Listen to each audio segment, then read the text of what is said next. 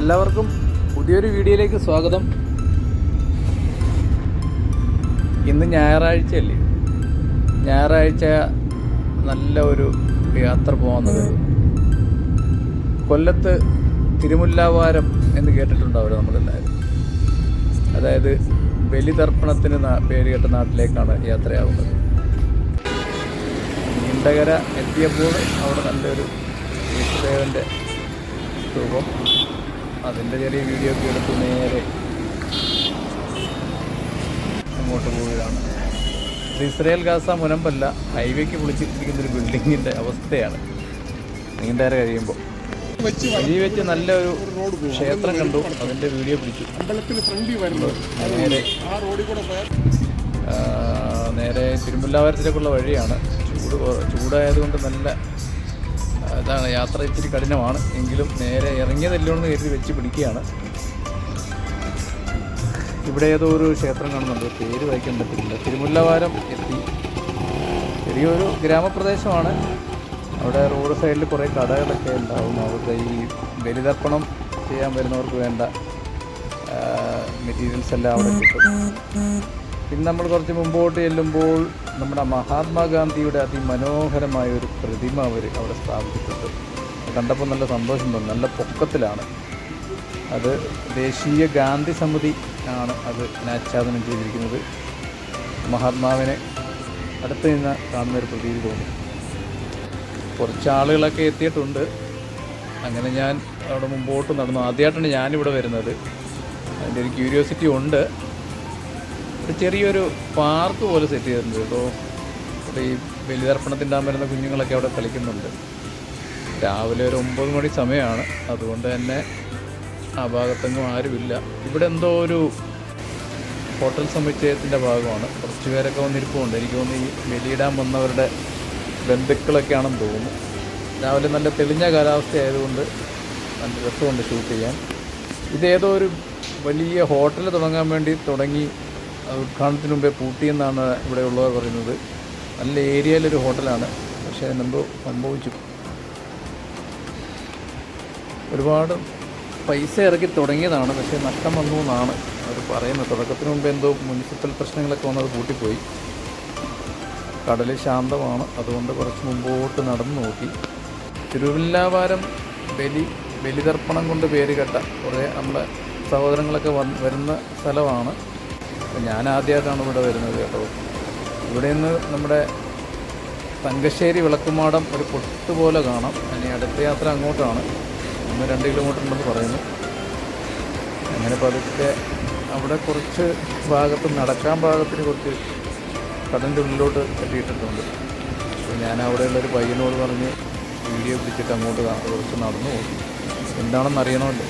അപ്പോൾ അത് ഇപ്പോൾ നല്ല കാലാവസ്ഥ ആയതുകൊണ്ട് എല്ലാവർക്കും അങ്ങോട്ട് ചെല്ലാം. നല്ല മഴയും തിരമാല അണിഞ്ഞടിക്കുന്ന സമയത്ത് അങ്ങോട്ട് പോകാൻ പറ്റത്തില്ല. എന്തായാലും അവിടെ പോയി അവിടെ അടുത്ത് നിന്ന് നമുക്ക് ഈ കടൽ ഭംഗി ആസ്വദിക്കാം. അതുകൊണ്ട് അങ്ങോട്ടൊന്ന് നടന്നു നോക്കിയതാണ്.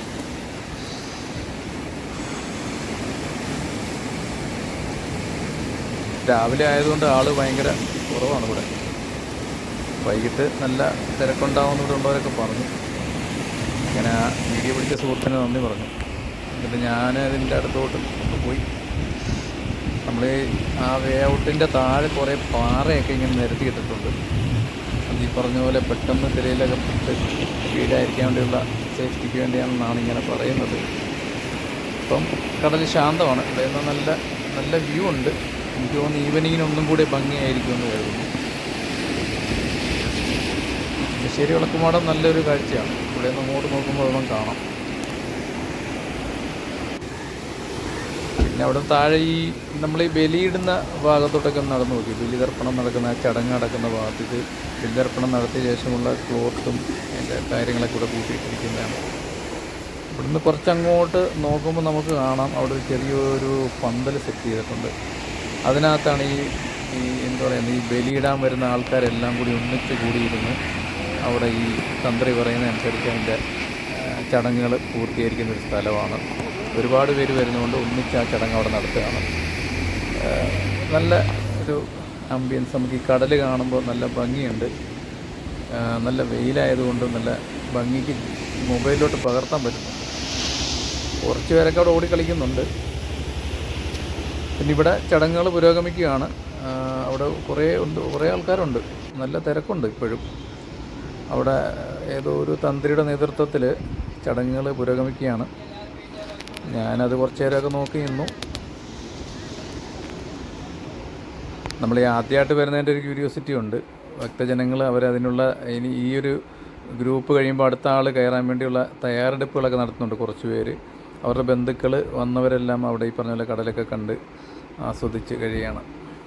നമുക്ക് വേണമെങ്കിൽ ഒരു ഡേ ഔട്ട്, ഒരു 1 ഡേ ഈവനിങ്ങിലൊക്കെ പോയി വരാൻ പറ്റിയ ചെറിയൊരു ഗ്രാമപ്രദേശമാണ് ഈ പറഞ്ഞത്.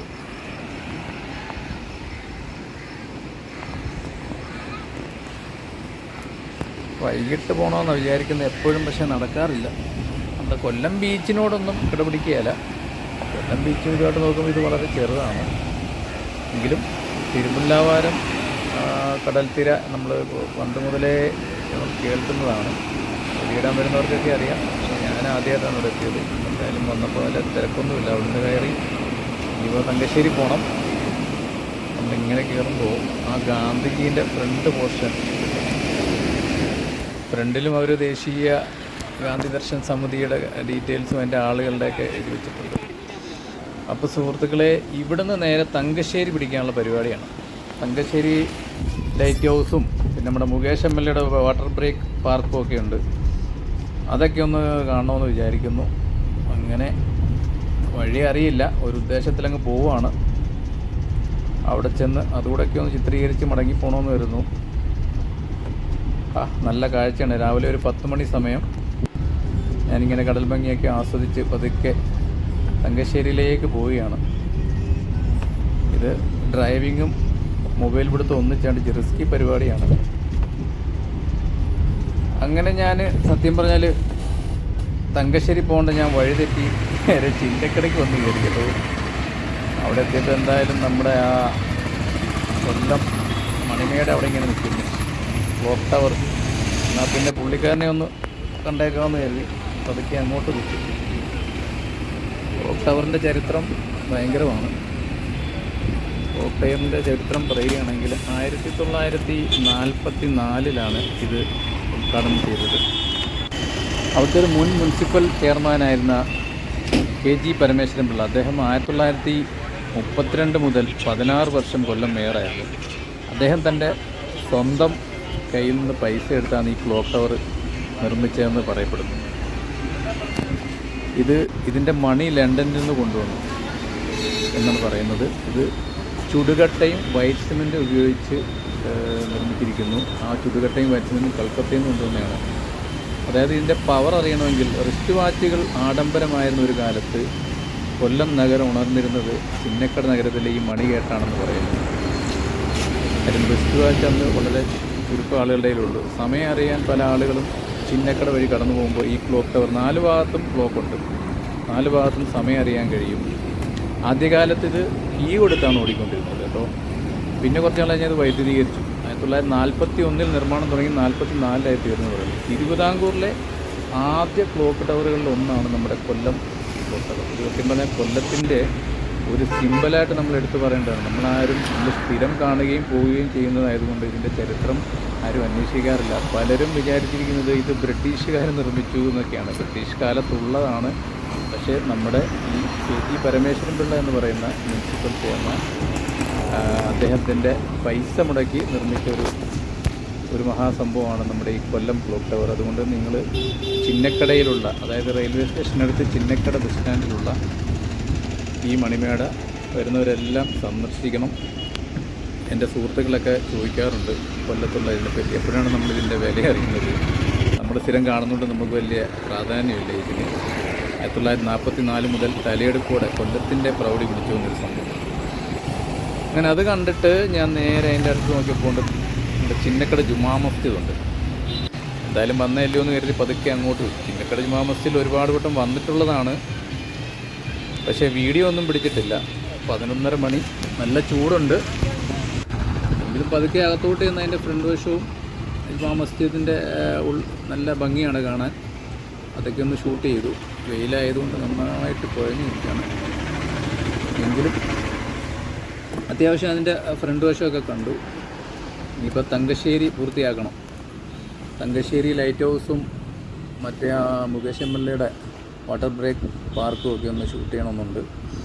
അതുകൊണ്ട് ഉച്ച സമയമായതുകൊണ്ട് ഇപ്പോൾ അതൊക്കെ അങ്ങോട്ട് വെച്ച് പിടിക്കാമെന്ന് വിചാരിക്കുന്നു. എന്തായാലും സുഹൃത്തുക്കളെ, വഴിതെറ്റി വന്നതുകൊണ്ട് വളരെ പ്രധാനപ്പെട്ട കൊല്ലത്തിൻ്റെ ഒരു സിമ്പിൾ ഷൂട്ട് ചെയ്യാൻ പറ്റി.